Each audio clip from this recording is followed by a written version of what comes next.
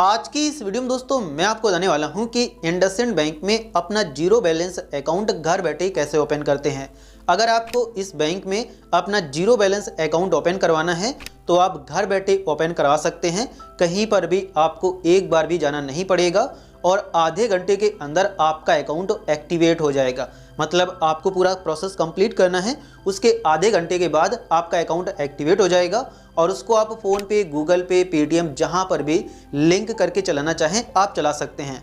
बस इसमें account open करने के लिए आपकी उम्र 18 साल से ज़्यादा होनी चाहिए और साथ ही आपके पास आपका फिजिकल पैन कार्ड होना चाहिए, क्योंकि वीडियो केवाईसी करते समय आपको वो पैन कार्ड दिखाना पड़ेगा। तो कैसे आप इसमें घर बैठे अपना अकाउंट अब ओपन करेंगे, चलिए सीख लेते हैं। तो इंडसइंड बैंक में अपना जीरो बैलेंस अकाउंट ओपन करने के लिए जो आप ये वीडियो देख रहे हैं, आपको इसी के टाइटल पर क्लिक करना है और जैसे ही आप इसके टाइटल पर क्लिक करोगे तो यहाँ पर आपको इसमें अकाउंट ओपन करने का लिंक मिल जाएगा।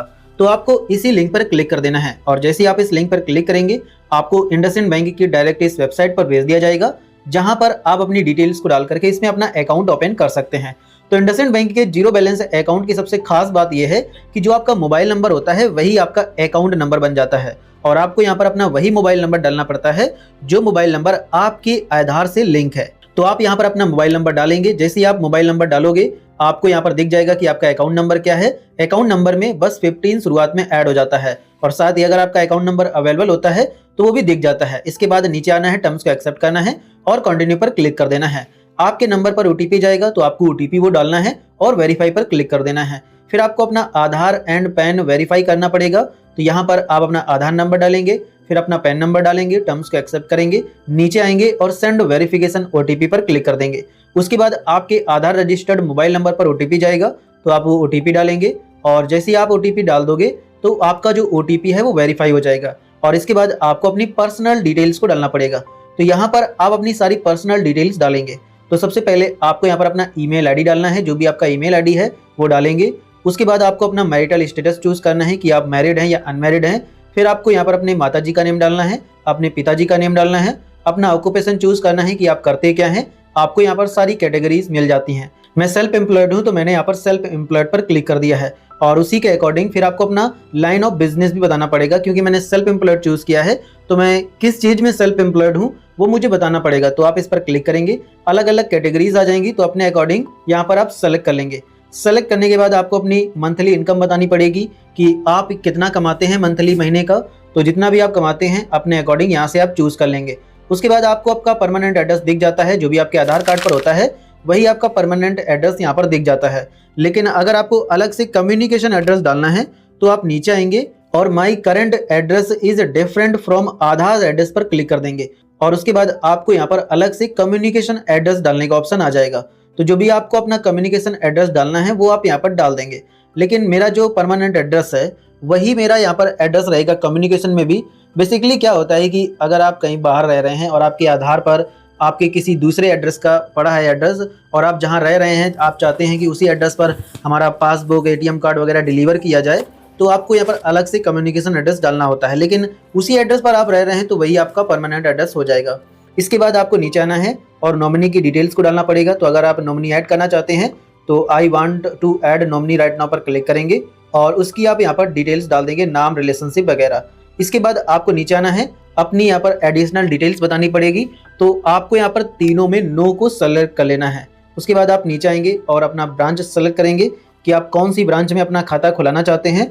तो आप सेलेक्ट ब्रांच पर क्लिक करके अपनी ब्रांच सेलेक्ट कर लेंगे। आपके पिन कोड के अकॉर्डिंग आपकी ब्रांचेस आ जाती हैं। उसके बाद आपको नीचे आना है और अब आप अपने अकाउंट में डायरेक्ट बेनिफिट ट्रांसफर मतलब डीबीटी को अगर एक्टिवेट करना चाहते हैं तो आप यहाँ पर yes I have not seeded my Aadhaar account with any other account पर क्लिक कर देंगे। डीबीटी बेसिकली क्या होता है कि जो भी गवर्नमेंट के द्वारा आपको पैसा मिलेगा, स्कॉलरशिप का, कहीं पर पेंशन का, या फिर जो आपको मतलब सब्सिडी वगैरह मिलता है उस चीज़ का, तो वो आपके इसी अकाउंट में आएगा। अगर आप चाहते हैं कि आए तो आप यस करेंगे, नहीं तो आप नो पर क्लिक करेंगे। इसके बाद आपको नीचे आकर के ये बताना होता है कि आप आधार इनेबल्ड पेमेंट सिस्टम को इसमें चालू करना चाहते हैं या नहीं। बेसिकली आप आधार कार्ड से जनसेवा केंद्र में जाकर के पैसे उठा पाएं अपना अंगूठा लगा करके, अगर चाहते हैं तो आप इसमें यस करेंगे, नहीं तो आप नो पर क्लिक करेंगे। और उसके बाद आपको बेसिकली क्या करना है कि सेव एंड कंटिन्यू पर क्लिक कर देना है। जैसे ही आप सेव एंड कंटिन्यू पर क्लिक करेंगे आपके सामने इसके सेविंग्स अकाउंट आ जाएंगे जिनको आप ऑनलाइन ओपन कर सकते हैं। पहला है इंडस डिलाइट सेविंग अकाउंट, जो कि completely zero balance saving account है। आपको कोई भी मंथली बैलेंस मेंटेन नहीं करना होता है और इनिशियल फंडिंग आपको जितने रुपए की करनी होती है वो भी आपको यहीं पर दिख जाता है। बेसिकली जैसे अभी चल रही है 500 रुपए, तो हो सकता है कि कुछ दिनों के बाद ये इनिशियल फंडिंग बढ़ जाए। बेसिकली क्या होता है कि जो इनिशियल फंडिंग होती है ये bank time to time change करता रहता है, तो जिस टाइम आप ओपन कर रहे हैं उस टाइम जितनी भी चल रही होगी वो आपको यहाँ पर दिख जाएगी। इसके बाद आप नीचे आकर के आपको इसके एटीएम कार्ड के बारे में बताया जाता है कि इसका डिलाइट मास्टर कार्ड फिजिकल जो कि वर्चुअल दोनों में अवेलेबल है और एक इसका वीजा गोल्ड वर्चुअल कार्ड है। तो जो सभी आपको कार्ड लेना है वो कार्ड आप यहाँ पर सेलेक्ट कर लेंगे। इसके अलावा इसके 2 और अकाउंट हैं जिनको आप इस एरो पर क्लिक करके देख सकते हैं, लेकिन ये दोनों अकाउंट जीरो बैलेंस अकाउंट नहीं है और आपको इन दोनों अकाउंट को ओपन नहीं करना होता है। तो आप यहाँ पर इंडस डिलाइट को सेलेक्ट करेंगे, नीचे आएंगे और अपना वीजा गोल्ड वर्चुअल कार्ड पर क्लिक करेंगे अगर आपको सिर्फ वर्चुअल में चाहिए, क्योंकि इसकी आपको फिर कोई भी फीस नहीं देनी पड़ेगी। लेकिन अगर आप फिजिकल लेंगे तो उसमें आपको यहाँ पर फीस देनी पड़ती है। तो मुझे वर्चुअल ही चाहिए क्योंकि मैं वर्चुअल से ही फोन पे जीपे वगैरह सारा कुछ चला पाऊंगा, तो मुझे फिजिकल नहीं चाहिए। तो यहाँ पर मैंने इसके बाद सेव एंड कंटिन्यू पर क्लिक कर दिया है।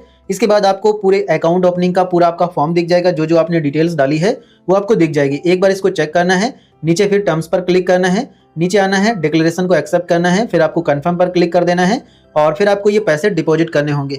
आपको इनिशियल फंडिंग मिनिमम 500 रुपीज़ की करनी होती है, लेकिन आप मैक्सिमम जितना भी करना चाहें आप कर सकते हैं। जैसे यहाँ पर 2000 रुपये लिखा हुआ है, लेकिन अगर मैं चाहूँ तो 500 रुपये भी डिपॉजिट कर सकता हूँ और इसमें मैक्सिमम जो लिमिट है वो यहाँ पर 90,000 रुपये की है। 90,000 रुपये तक आप डिपॉजिट कर सकते हैं।